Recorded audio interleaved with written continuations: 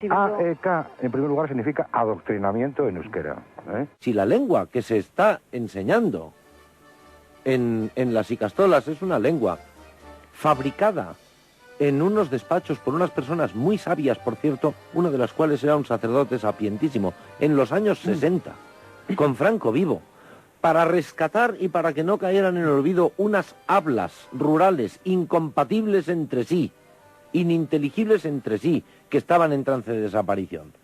¿Qué tradición cultural es esa? Pete Zenarruza eta David Bieterrek prozesua arindu nahi dute idajoko senatuaren osoko bilkurak lehenbailehen azter dezan.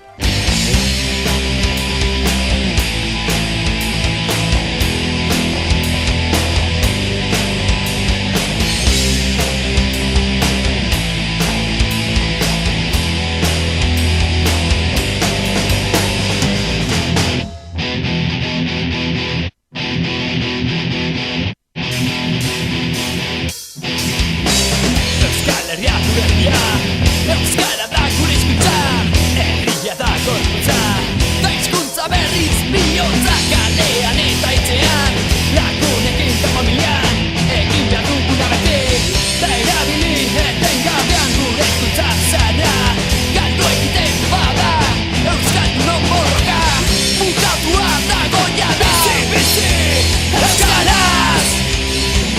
Esan, Euskaraz! Euskal Herrian eta munduan, bultza dezagun gure hizkuntza.